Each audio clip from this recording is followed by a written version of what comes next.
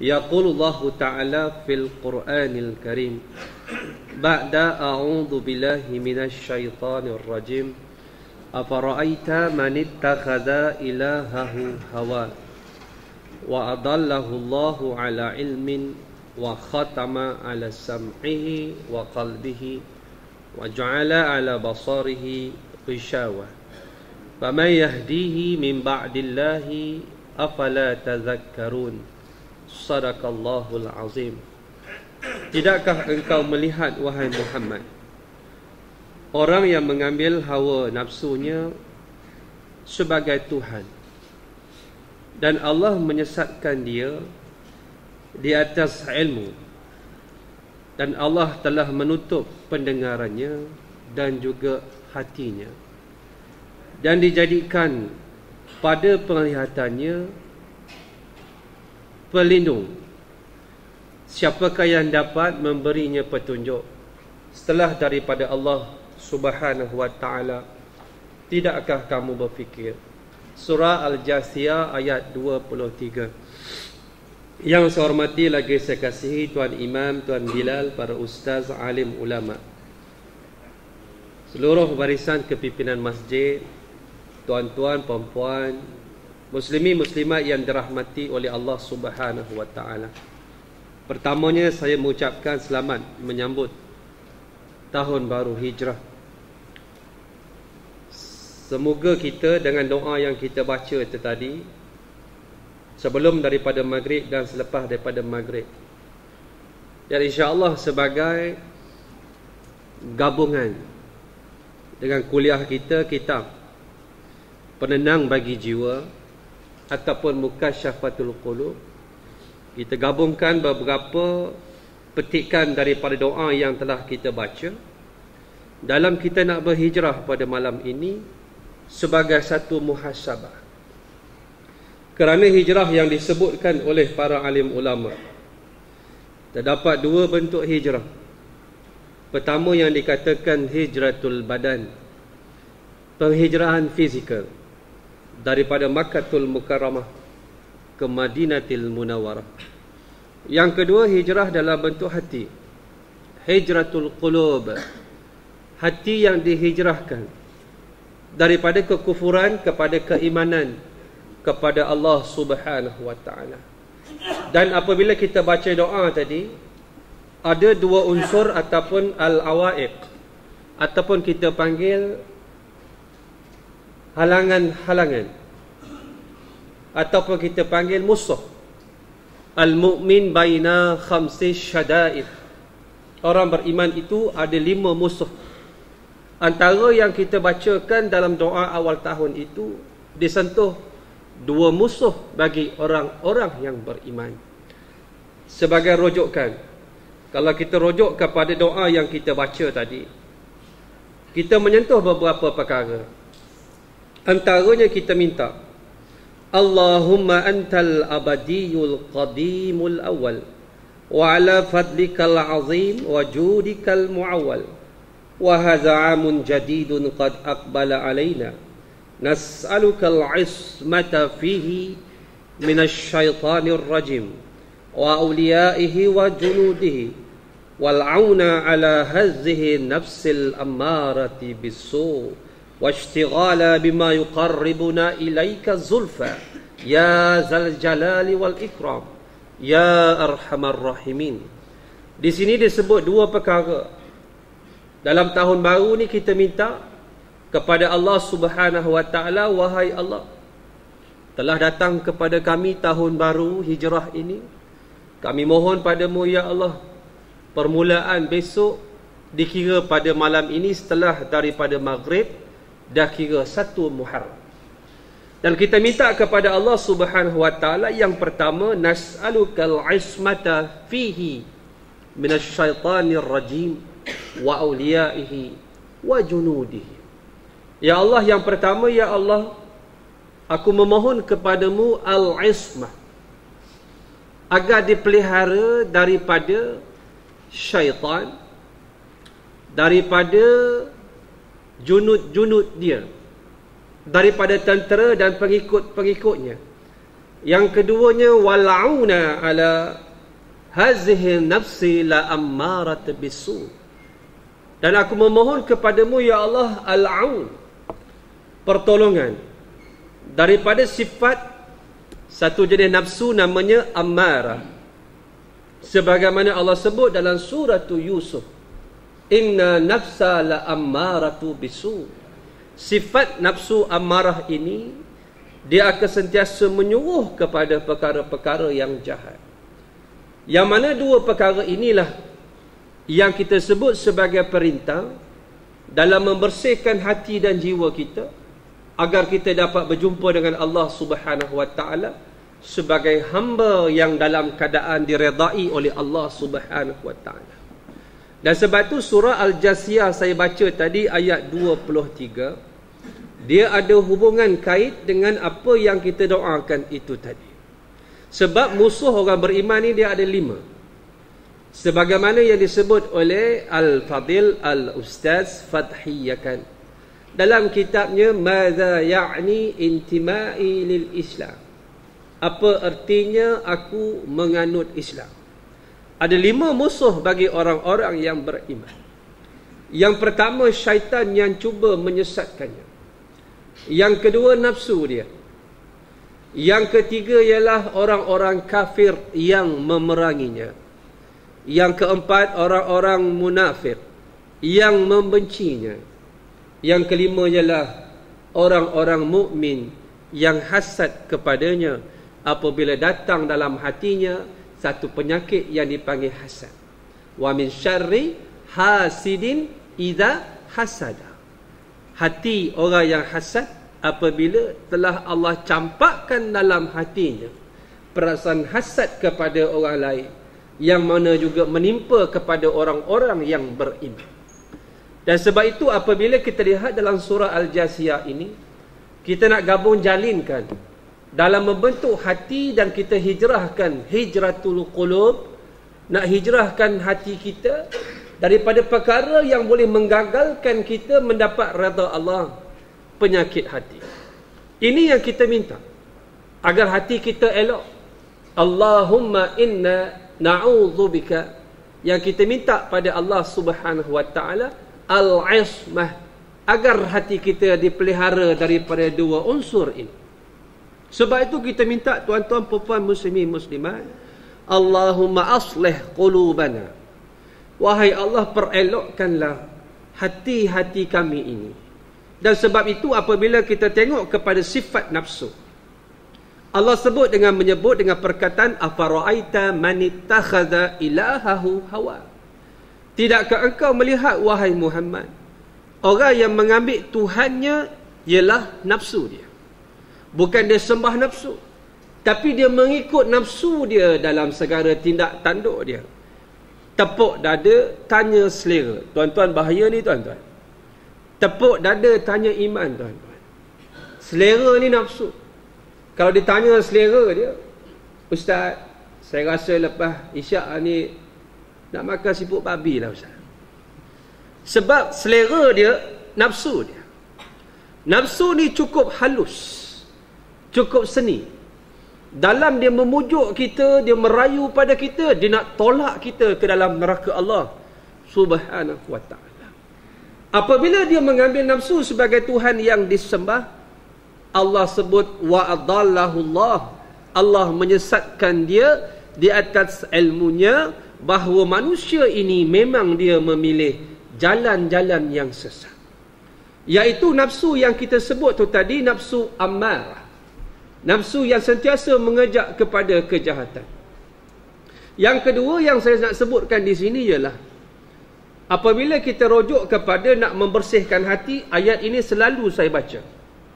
Antaranya surah Asy-Syu'ara ayat 88 dan 89.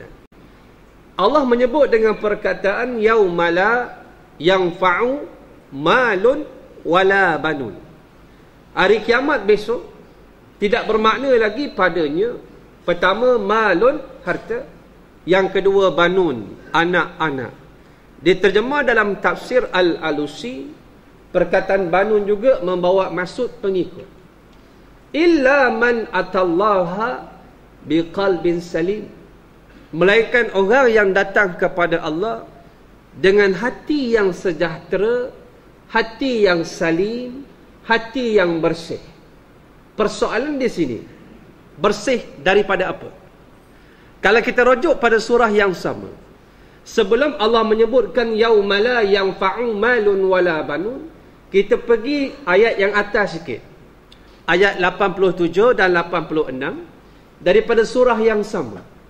Allah menyebut waghfir li abi innahu kana minadh dhalin wa la tukhzini yauma yub'atsun yauma la yanfa'u malun wala banun illa man atallaha biqalbin salim. Ayat ini bersambung cerita dia. Maksud bersih di sini dengan ayat di atas itu saling berkait. Wahai Allah, waghfir li abi. Nabi Allah Ibrahim sebut, wahai Allah, ampunkanlah ayahku, innahu kana minadh dhalin. Sesungguh ayahku itu terdiri daripada orang-orang yang sesat. Tuan-tuan, Nabi Allah Ibrahim, ayah dia bukan saja sembah berhala, tetapi ayah dia memahat dan juga menjual berhala. Dan ujian bagi Nabi Allah Ibrahim memiliki ayah yang menyekutukan Allah Subhanahu wa ta'ala. Bahkan ayah dia yang menyuruh dia menjual berhala di pasar. Wahai Ibrahim, kamu bawa berhala ni pergi jual kat pasar. Nabi Allah Ibrahim dia berhadapan dengan konflik, pertembungan di antara kehendak ayah yang menyuruh anak menjual berhala, yang merupakan punca rezeki baginya sekeluarga. Dalam masa yang sama, berhala itu merupakan penyekutuan yang paling besar di sisi Allah Subhanahu wa ta'ala. Inna syirka la zulmun azim. Berlaku pertembungan. Nabi Allah Ibrahim ambil berhala tersebut, bawa ke pasar.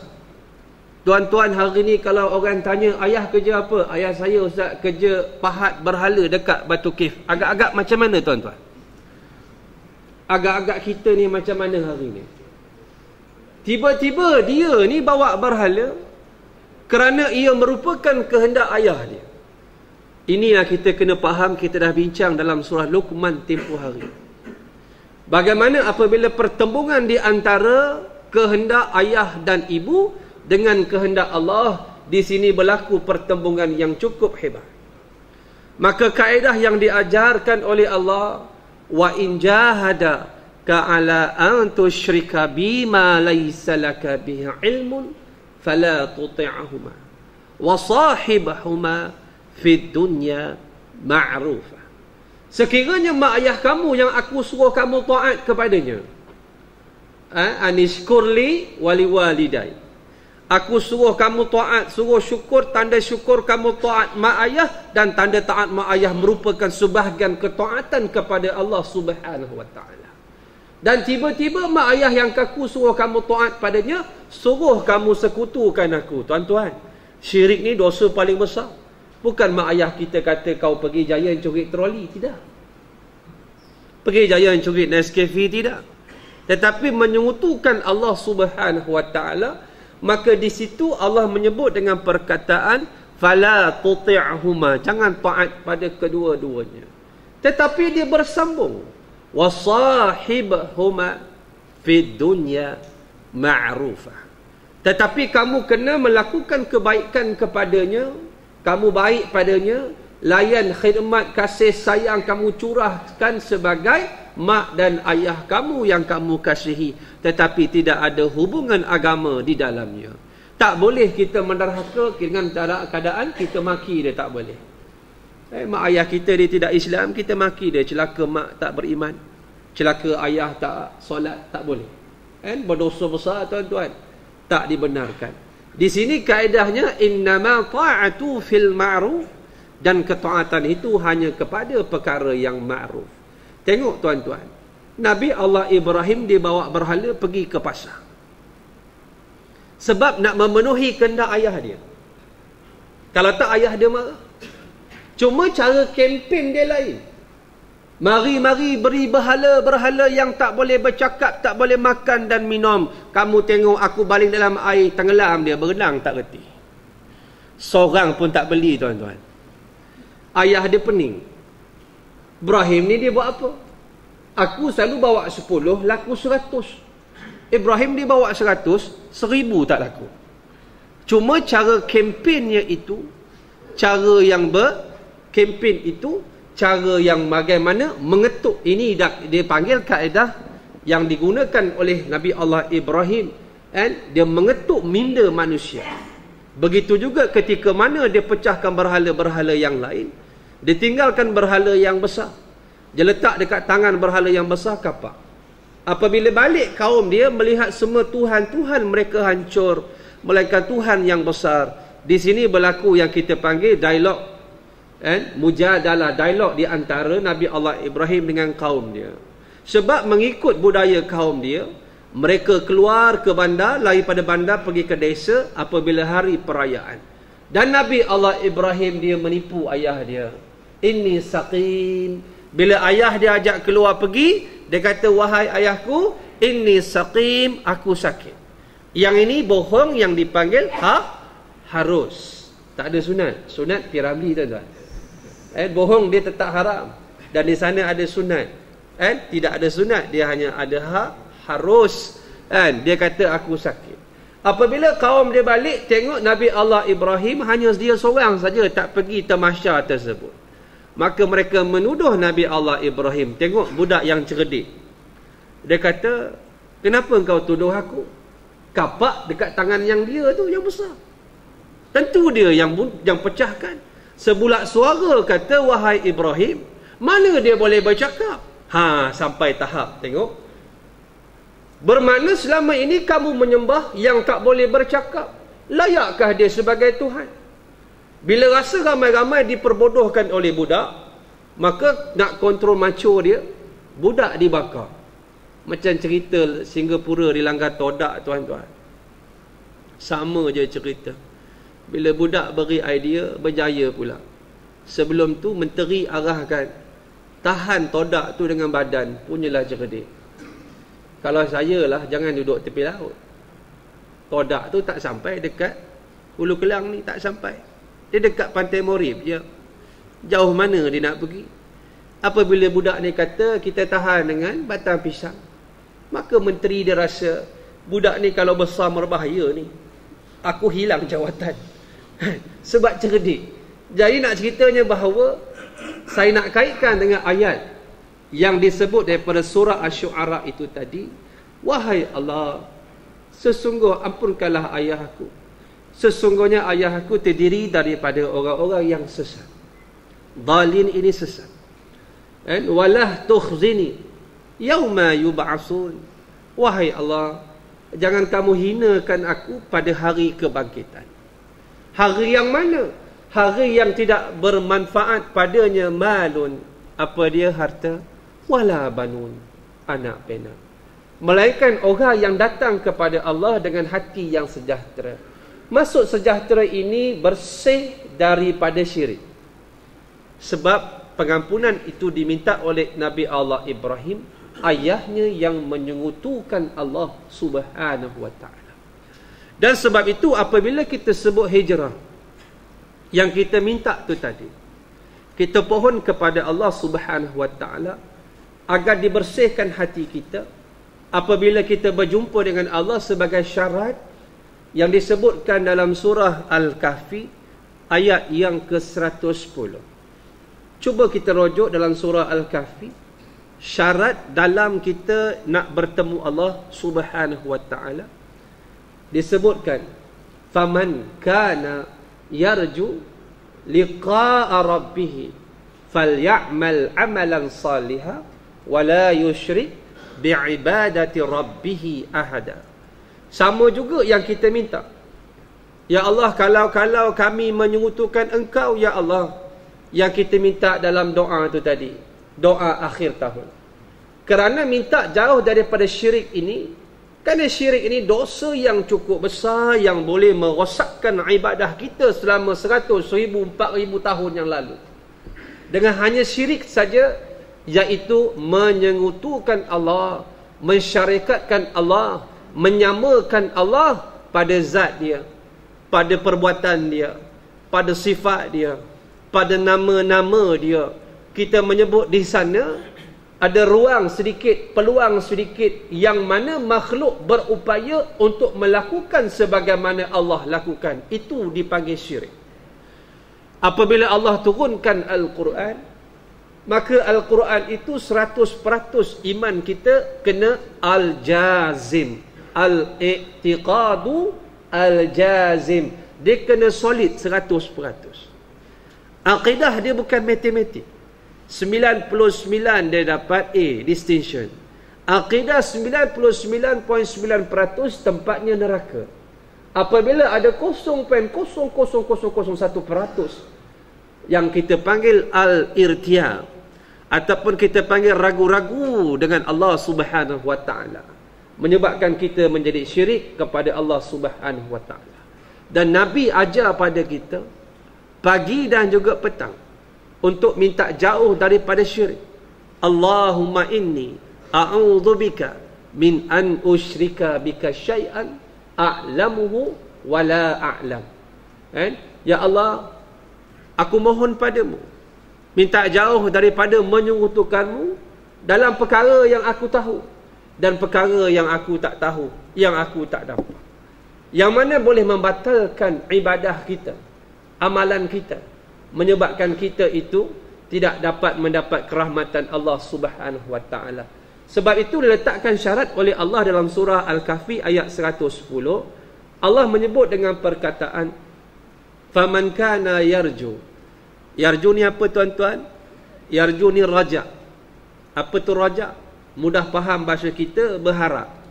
Berharap pada Allah Subhanahu wa taala. Kenapa kita berharap pada dia? Maliki yaumiddin. Dia itu pemilik. Ada kiraat membaca pendek, yang biasa kita baca panjang. Itu yang masyhur, ma dengan mad. Tapi ada kiraat baca maliki yaumiddin, tidak ada alif. Ada kiraat, betul. Kalau ma panjang, maksud dia pemilik. Kalau pendek, maliki yaumiddin, maksud dia raja. Kita baca dengan masyhur ma panjang, maksudnya pemilik. Maksudnya apa? Orang yang yarju, yang rajak, berharap untuk berjumpa Allah pada hari Allah memiliki segala-galanya. Kalau pendek, Allah itu raja, hari raja, dia sikit. Tapi kalau panjang, hari tersebut Allah bukan saja memiliki raja, tetapi Allah memiliki raja-raja dan bukan raja. Subhanallah. Pada hari tersebut, mana hari-hari tersebut ialah hari yang ada urusan-urusan agama. Maliki yaumiddin, terjemah oleh ulama, hari agama.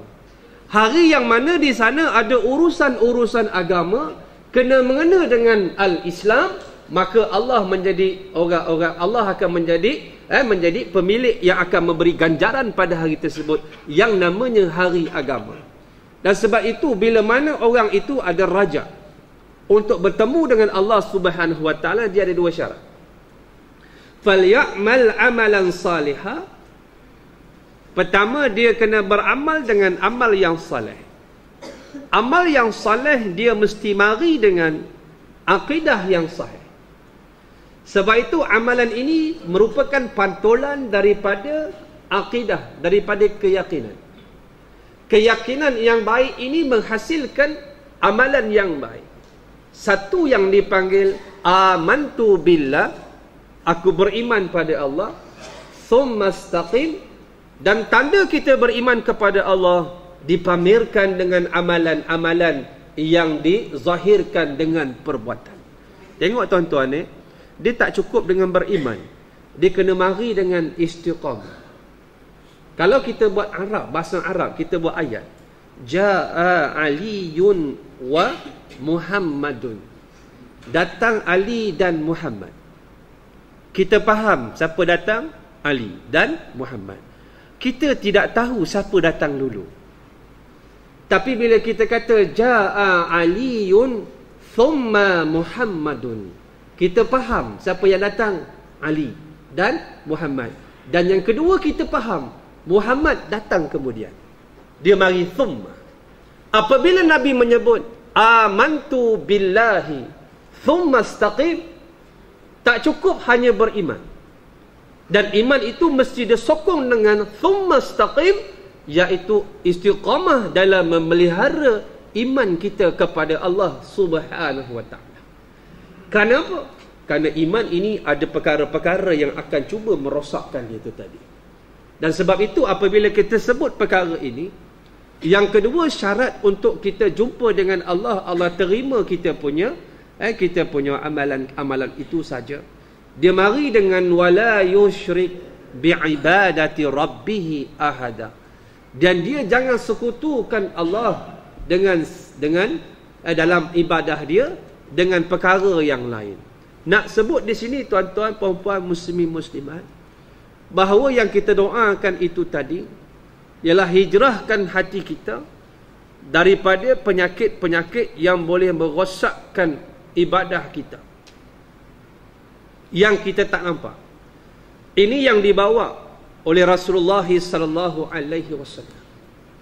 Sebab itu hijratul Rasul, hijrah Nabi sallallahu alaihi wasallam ini apabila kita sambut pada hari ini, sebab kita nak beritahu kepada anak cucu zuriat kita betapa pentingnya peristiwa ini. Walaupun Nabi tak sambut, kita tak letakkan dia sunat ke, dia wajib ke, tetapi apabila kita nak membawa manusia kepada kefahaman Islam, ia merupakan perkara yang cukup baik. Ramai remaja hari ini bila kita tanya Nabi berhijrah ke mana? Ustaz, Nabi berhijrah daripada Mekah pergi Filipina, Ustaz. Yang ni cerah masa depan. Nak ceritanya apa? Betapa remaja hari ini jauh daripada faham apa yang dibawa oleh Allah dan juga Nabi sallallahu alaihi wasallam. Maknanya remaja kita ini jauh daripada pemahaman agama sebagaimana yang dibawa, yang diajar oleh Rasulullah sallallahu alaihi wasallam. Adibu auladakum ala salasi khisalin. Takdibkan, didiklah anak-anak kamu itu 3 perkara asas yang dibawa oleh Rasulullah sallallahu alaihi wasallam. Pertama adalah hubbi nabiyukum, supaya sayang pada nabi dia, supaya cinta pada nabi dia. Kalau dia tidak cinta pada nabi dia, bagaimana mungkin dia faham jalan menuju kepada ketaatan kepada Allah Subhanahu wa taala? Setelah daripada kita mengucap asyhadu alla ilaha illallah, kita akan menyambung dengan menyebut wa asyhadu anna Muhammadar Rasulullah, yang menunjukkan cara bagaimana kita mengabdikan diri kepada Allah, ditunjukkan oleh batang tubuh Rasulullah sallallahu alaihi wasallam. Dia penunjuk kepada kita. Tuan-tuan, kita Islam hari ini akibat daripada perjuangan seorang anak yatim yang bernama Muhammad bin Abdullah. Anak yatim piatu. Sebelum lahirnya dia ayah meninggal, lepas dia lahirnya mak meninggal, pergi kepada datuk meninggal, pergi pada pakcik meninggal. Kehidupan yang begitu dahsyat. Seorang diri membawa Islam di semenanjung tanah Arab, yang mana nak menghijrahkan hati manusia. Hijratul qulub, daripada ke zaman yang dipanggil zaman jahiliyah kepada zaman Islam, kepada cahaya iman. Seorang diri, tuan-tuan, seorang diri, anak yatim, seorang diri membawa Islam. Tuan-tuan, kalau kita kumpulkan doa-doa Nabi, tersentuh hati kita, rasa sebab hati kita. Kita terjemahkan doa-doa biar kita faham. Dalam Nabi menyampaikan Islam, sebelum sampai kepada kita, kita menyambut peristiwa yang agung. Nabi duduk dekat Taif, tuan-tuan. Bukan saja pembesar, budak-budak kampung ambil batu baling Rasulullah sallallahu alaihi wasallam. Sehingga kan Nabi berjalan, berbunyi ceplok capal Nabi. Yang mempertahankan Nabi ialah Zaid bin Harithah, ayah kepada Usamah bin Zaid, yang duduk bersama Nabi menjadi sahabat Nabi. Orang Afrika, tuan-tuan, hitam legam, dalam mempertahankan Nabi dengan badan dia dengan batu-batu yang sampai. Banyak batu yang kena kepala Rasulullah, sehingga banyaknya darah yang mengalir itu memenuhi capal Rasulullah sallallahu alaihi wasallam yang mulia. Nabi berjalan dalam capal yang penuh dengan darah. Nabi duduk dalam keadaan yang letih, duduk di sebuah dusun di Taif. Tengok bagaimana Rasulullah doa dia.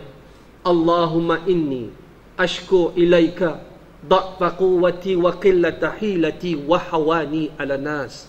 Ya arhamar rahimin. Allahumma anta rabbul mustad'afin wa anta rabbi ila man takiluni ila ba'idin yatajahamuni aw ila aduwin malaktahu amri fa illam yakun bika ghadabun alayya fala ubali ghaira anna afiyataka awsa'u li min dhunubi wa a'udzu bika binuri wajhika alladhi ashraqat bihi dhuluman wassaluha alaihi amrud dunya wal akhirah ayyahila alaina alayya ghadabu lakal utbah hatta tarda wala hawla wala quwwata illa billahil aliyil azim. Tuan-tuan, ini yang Nabi pohon. Wahai Allah, aku mengadu padamu, aku minta padamu, aku merayu padamu. Ya Allah, aku nak cerita padamu, ya Allah, lemahnya aku, tak berdayanya aku. Semua kaedah aku gunakan dalam menyampaikan Islam. Ya Allah, wahawani ala nas. Ya Allah, aku rasa hina, ya Allah. Aku bawa Islam ini, aku rasa hina. Sebab itu tanda orang itu perjuangan dia betul apabila dia menyampaikan Islam, apabila memperjuangkan Islam, hina itu ada. Kalau Nabi pun hina rasanya begitu, kalau bukan Nabi lebih-lebih dalam membawa Islam, dalam kerana Islam itu begitu dagang asing. Nabi menyebut wahawani ala nas. Ya Allah, aku rasa hina menyampaikan Islam. Wahai Allah, Engkau Tuhan orang-orang yang lemah. Engkau Tuhan aku. Kepada siapa Engkau nak beri aku ni? Kepada yang jauh membenci, kepada yang dekat, ya Allah, tak minat pada aku, kepada musuh yang boleh mudaratkan aku dengan batu-batu yang sampai pada aku. 40 tahun aku dipanggil Al-Amin, Al-Amin, Al-Amin. Apabila turunnya ayat Iqra' bismi rabbikal ladzi khalaq, aku sampai ke Islam. Orang yang pertama celaka kata ke aku ialah pak saudara aku yang menyambut hari lahir aku, yang dulunya sembelih unta. Apabila lahirnya aku seronok. Apabila aku sampai ke Islam, dia kata hali hadza jama'tana taballaka sa'iral yaum. Dengan sebab inikah kau kumpulkan aku, wahai Muhammad? Kata pak saudara Nabi, celaka engkau sepanjang hari, wahai Muhammad. Ini yang disebut oleh Nabi. Dalam keadaan Nabi sebut lagi, fa illam yakun bika ghadabun alayya fala ubali. Tengok doa dia. Wahai Allah, kalau tidak kerana aku takut engkau marah, aku tak sampai ke Islam. Pedihnya. Tetapi aku yakin, ya Allah, aku mohon ampun di atas dosa-dosa aku, kelemahan aku tidak berdaya menyampaikan Islam. Aku yakin, ya Allah, bahawa Islam ini akan menang. Kerana apa? La hawla wa la quwwata illa billahil aliyil azim. Tengok tuan-tuan, tidak ada daya, tidak ada usaha, melainkan kekuatan engkau, ya Allah, subhanallah. Ini yang kita kata, bagaimana hijrah hati seorang manusia, dia pautkan rajak dia kepada Tuhan, dan dia yakin Allah bersifat dengan segala sifat yang maha sempurna, yang memandang perjalanan hidup ini, yang akan memberikan kemenangan kepada dia. Tuan-tuan, puan-puan, muslimin muslimat, nak hijrahkan hati kita daripada penyakit-penyakit. Dalam kita nak elokkan yang paling besar syirik, daripada bakhil, daripada penakut, daripada lemah diri, daripada sum'ah, ujub, takabur dan sebagainya, merupakan sebahagian daripada hijrah yang dibawa oleh Rasulullah sallallahu alaihi wasallam. Sebab itulah apabila masuk keyakinan dalam hati kita, tidak ada perkara lain yang boleh mengganggu-gugat keyakinan kita kepada Allah Subhanahu wa taala. Dan mudah-mudahan dengan apa yang kita minta, tuan-tuan, puan-puan, muslimin muslimat, pada hari ini merupakan lanjutan daripada rasa yakin kita, kepahaman kita di atas apa yang kita pohon kepada Allah Subhanahu wa taala. Dan sebab itu antara disebut oleh kitab hikam, antara yang kita sebutkan tempoh hari, la yushakkikannaka fil wa'di adama wuqu'il maw'ud wa in ta'ayyana zamanuhu. Cantik kata-kata kitab Al-Hikam. Antaranya yang disebut oleh Ibnu Athaillah, kan, Syekh Ibnu Athaillah, la yushakkikannaka fil wa'di adamal wuqu'i al-mal'ud wa in ta'ayyana zamanuhu. Nampak? Dia mendidik hati kita. Jangan kamu merasa syak, merasa ragu-ragu dengan janji yang telah ditetapkan oleh Allah. Apabila kamu rasa bahawa dah layaklah Allah tunaikan janji tersebut, sampai masanya tiba-tiba tak dapat lagi. Sebab itu sebagai hamba dalam kita mohon pada Allah, di sana ada sifat-sifat kehambaan yang kita kena faham. Antaranya bersangka baik pada Allah di atas apa yang kita minta, sebab ada di antara permintaan-permintaan kita yang mudarat bagi kita. Sebab itu antara disebut oleh ulama, fahuwa dhamina lakal ijaba fima yakhtaruhu laka la fima takhtaruhu li nafsika. Sesungguhnya Allah itu telah menjamin, dia akan menyempurnakan, akan memperkenankan doa yang engkau minta, tetapi di atas apa yang dia tetapkan, bukan di atas apa yang kamu tetapkan. Sebab kita sebagai hamba yang diminta oleh Allah untuk melaksanakan sifat hamba, antaranya kita minta angkat tangan, kita mohon pada Allah Subhanahu wa taala awal-awal tahun, agar kita dapat meneruskan kehidupan ini sebagai hamba kepada Allah Subhanahu wa taala. Dan sifat hamba, dia akan petikaikan doa dia yang Allah tak perkenankan. Dia marah, dia minta 10A, anak dapat 9A 1B. Yang 1B dia marah. Dia marah anak dia tak berjaya masuk universiti. Dia marah. 2-3 perkara yang kita tak setuju kepada Tuhan, tiba-tiba di sana ada perkara lain yang banyak yang Allah berikan pada kita, yang kita tak minta. Kenapa kita tak pertikaikan? Kita bangun tidur tuan-tuan, tak pernah minta, ya Allah cukup oksigen hari ni. Ada pernah jumpa? Ya Allah bagi oksigen cukup kat Lembah Keramat. Pernah dengar? Tak ada. Ya Allah pagi ni, ya Allah bagilah aku boleh berjalan, boleh duduk, boleh makan. Kan? Ustaz Nur Azli Musa baru sampai semalam daripada Syria. Dia berbalik daripada Aleppo. Sahabat kita di Syria tuan-tuan, dia makan daging kucing tuan-tuan. Sebab tak cukup makanan. Daging kucing tu disembelih, dia buang kulit macam kita buang kulit kambing air raya korban. Direndam dalam air, masuk garam tuan-tuan. Kita tak minta pun untuk makan sedap hari ni, burger ke apa. Allah bagi hari ni. Berapa banyak yang mana Allah berikan pada kita, yang kita tak minta. Tiba-tiba kita pertikaikan benda yang sikit-sikit yang kita minta, Allah belum perkenankan di atas sebab-sebab tertentu. Mungkin syarat tak cukup, mungkin yang kita minta mudarat dan sebagainya, dalam kita angkat tangan kepada Allah Subhanahu wa taala. Ini sifatnya. Sebab itu tuan-tuan puan-puan muslimin muslimat, bila kita dapat hidup pada hari ini merupakan nikmat yang cukup besar. Cuba kita renung sebagai muhasabah dalam kita menyambut ma'al hijrah. Kita hidup dengan hijrah, ma'a hidup al-hijrah, peristiwa Nabi berhijrah. Hidup dengan roh semangat Nabi memperjuangkan, menegakkan agama Allah di Madinatul Munawwarah, menyambung nyawanya dalam keadaan berhijrah. Siapa dapat bunuh Nabi hidup ataupun mati, 200 ekor unta yang bunting menjadi ganjaran. Nabi membawa Islam, Nabi tegakkan. Kerana apa? Ayat-ayat Madaniyah akan turun melengkapkan Al-Quran sebagai ayat-ayat hukum yang perlu disandarkan kepada kenegaraan. Dan Nabi bawa, Nabi tunjukkan pada kita sebab hari itu, menyebabkan kita Islam hari ini. Sebab itu Nabi berpesan daripada Ibnu Umar, hadis yang diriwayatkan oleh Imam Al-Bukhari, kun fid dunya ka'annaka gharibun aw abirus sabil. Jadilah kamu, duduklah kamu dekat dunia ini seperti kamu ni orang yang gharib, orang yang berdagang. Orang yang berdagang, orang yang outstation, seminggu Kedah, seminggu London, seminggu Filipina. Dia tak duduk lama sana, dia akan balik. dia akan membawa hasil-hasilnya ke rumah tempat tinggalnya. Sebab itu cinta kepada tempat tinggal menjadi satu fitrah dalam kehidupan manusia. Yang kedua, au abirus sabil, seperti orang yang berjalan, orang-orang yang musafir. Nabi sebut, wa ma ana wa dunya ila karakibin istazalla tahta syajara thumma raha wa tarakaha au kama qala.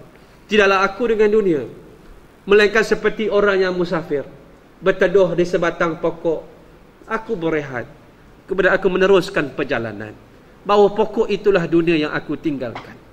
Tuan-tuan, dalam kita berdoa tadi, berapa ramai sahabat-sahabat kita yang dulu sama dengan kita pergi kuliah meninggal dunia, tuan-tuan.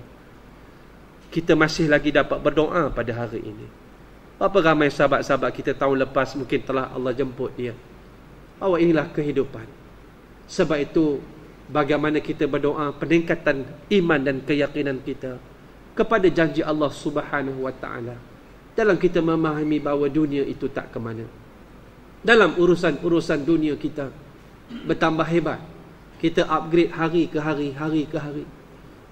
Kereta semakin besar, rumah semakin besar, aset semakin banyak. Tapi bagaimana amalan-amalan kita? Disambung oleh Ibnu Umar, Faiza amsaita fala tantaziris sabah. Kalau kamu berpetang, jangan tunggu besok. Sangatlah bodohlah kita. Tidak ada orang yang lebih bodoh, kata Imam Al-Ghazali, orang yang menanti besok untuk melakukan amalan. Sebab besok bukan milik dia. Kita kata hari ni aku tak sempat kuliah maghrib, sibuk, besok aku pergi. Besok lebih sibuk daripada hari ni. Kenapa, tuan-tuan? Besok bukan dimiliki oleh kita. Sangat bodoh dan jahillah kita, berangan-angan bukan pada perkara yang kita miliki. Dan kalau kamu berpagi-pagi, janganlah kamu tunggu petang. Petang bukan milik kamu. Wa khus min sihhatik limartik wa hayatik limautik. Dan ambillah daripada sihat kamu untuk masa sakit kamu, dan ambillah daripada masa hidup kamu sebelum mati kamu. Dan sebab itu kita dalam kita meningkatkan diri kita dan kefahaman kita, dalam kita berdoa kepada Allah dengan doa yang telah kita sebutkan itu tadi, penghayatan kita dalam meyakini bahawa kerja buat kita hari ini dalam kita bermuamalah dengan Allah sebagai hamba, tingkatkan sifat kehambaan kita, kita upgradekan agama kita, kefahaman kita. Mudah-mudahan anak cucu zuriat kita juga kena tempias kebaikan. Kita rujuk balik rumah kita, kita tengok keluarga kita, kita tengok cucu kita, yang mana dah boleh baca Al-Quran, yang mana kalau atuk sakit dia dah boleh baca surah Ar-Ra'd, dah boleh baca surah Yasin, yang mana dah boleh mandikan dia, yang mana dah boleh solat jenazah untuk dia. Kadang-kadang anak yang kita doa tak berubah, apabila kita meninggal berubah.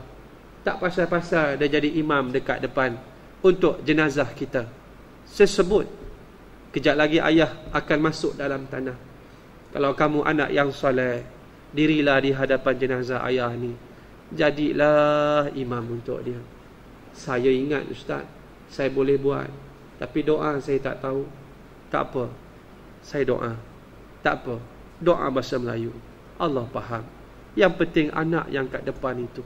Itulah tuan-tuan, harta yang terbaik dalam hidup kita. Kadang-kadang anak kita ini tuan-tuan duduk kat sebelah kita aja, tengok TV dengan kita aja, tapi hati dengan kita jauh, tuan-tuan. Dan payah kita nak pegang anak kita ni, nak cakap ayah sayang kat kamu. Kalau boleh ayah nak kamu bawa ayah masuk syurga Allah. Jauh, yang jauh hati kita, kan? Kita tak boleh dapat bersama dengan anak dalam kita nak hijrahkan sekali keluarga kita kepada Allah Subhanahu wa ta'ala. Dan Nabi kita ketika nak meninggal sakit, tuan-tuan, Nabi ambil air, sebelah jug tu ada air, dalam jug tu ada air, ada bencana air. Nabi sapu muka dia, Nabi doa, Allahumma a'inni ala ghamaratil maut wa sakaratil maut. Wahai Allah, aku minta jauh daripada ghamarat, pedih mati ya Allah, dan sakitnya mati ya Allah, sakitnya mati.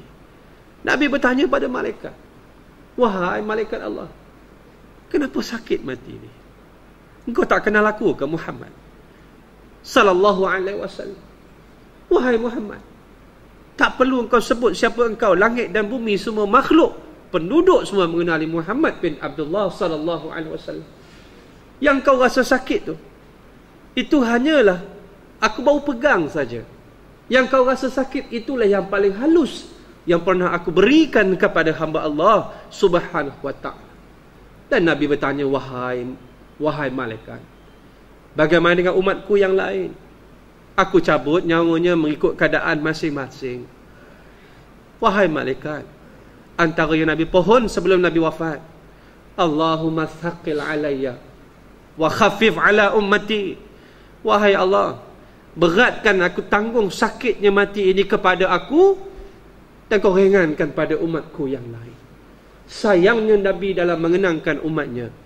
Bagaimana Rasulullah kalau datang rumah kita malam ni, tuan-tuan, Assalamualaikum warahmatullahi. Seandainya Nabi masih hidup, kita buka pintu rumah, kita tengok, Waalaikumsalam, ya Rasulullah. Dalam banyak-banyak rumah kat Lembah Keramat dalam Malaysia, kau datang rumah aku ya Rasulullah. Sekian lama aku berselawat ke atasmu ya Rasulullah. Engkau datang rumah aku ya Rasulullah. Masuklah rumah aku ya Rasulullah. Silakan ya Rasulullah. Kasihnya kita pada Nabi. Tiba-tiba apabila Nabi melangkah masuk rumah kita, Nabi terasa betapa sebabnya hati dia apabila rumah kita tak seperti rumah yang diimpikan oleh Rasulullah sallallahu alaihi wasallam. Anak kita tak solat, tuan-tuan. Anak kita buka aurat, tuan-tuan. Nabi kata, aku nak baca Quran, tak ada mushaf rumah aku ya Rasulullah. Pecah hati Nabi, hancur hati Nabi bila Nabi meninggalkan umatnya yang jauh dari perjalanan hidupnya dengan menyebut nama Muhammad sallallahu alaihi wasallam. Maka sempurnalah iman kita, maka diterimalah segala amal baik kerja kita akibat daripada perjuangan seorang anak yatim piatu nama Muhammad bin Abdullah sallallahu alaihi wasallam. Tuan-tuan, kita boleh menangis kerana anak, kita boleh menangis kerana isteri, boleh menangis kerana rumah kita, harta kita. Payah hati kita nak meruntun kerana agama.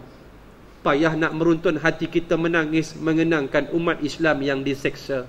Payah hati kita nak meruntun menangis mengenangkan agama Allah diperkotak-katikkan. Payah hati kita untuk menitiskan air mata apabila orang mempertikaikan hukum hudud, hukum Islam, mempermainkan agama Allah dan Al-Quran. Hati kita keras. Hati kita keras.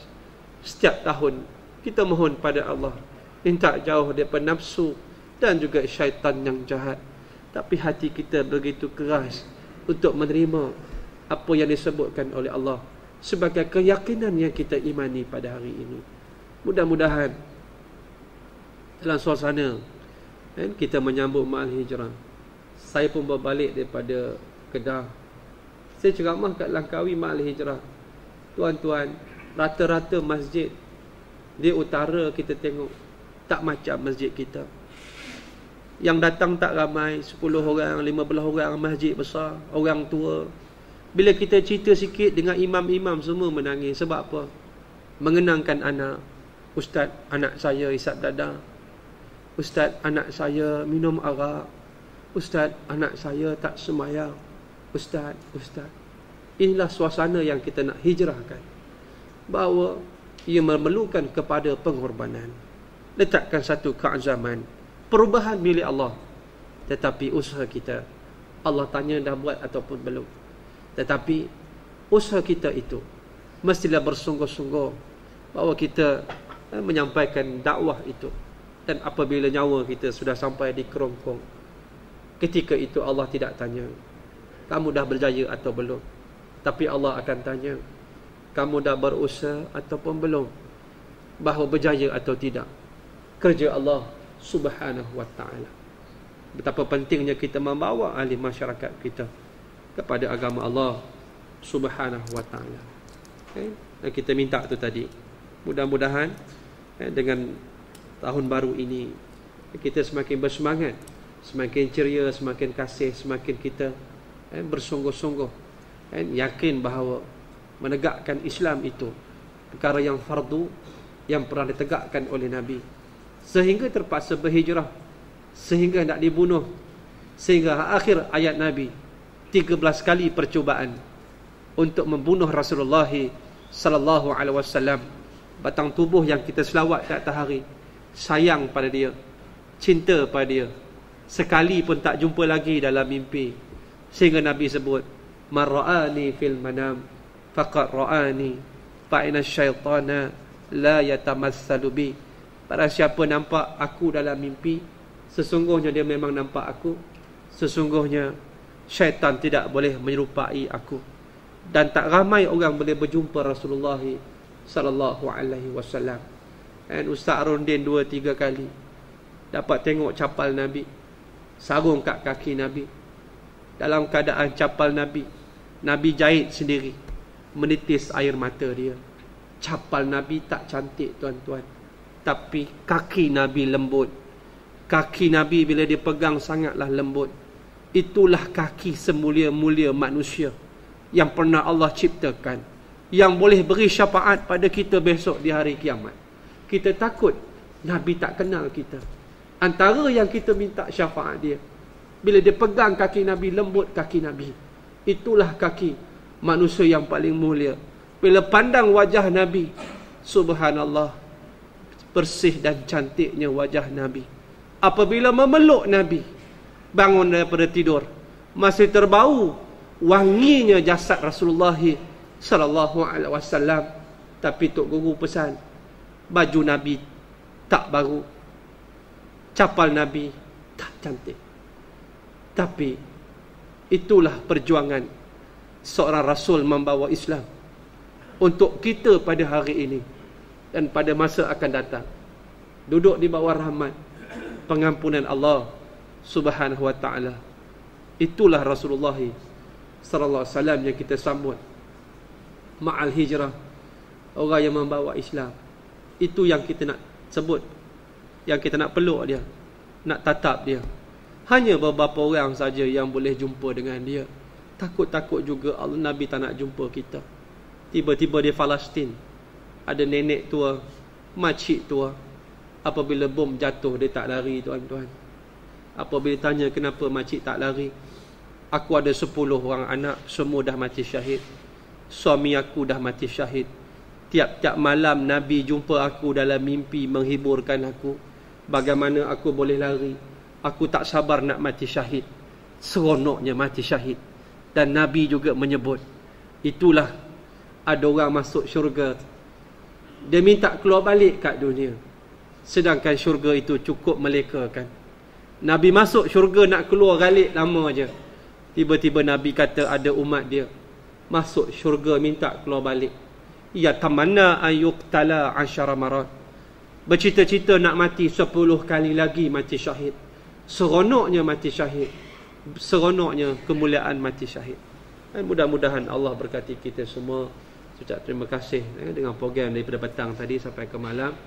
InsyaAllah ada satu malam kita akan buat khusus dalam bulan ini untuk program Ma'al Hijrah.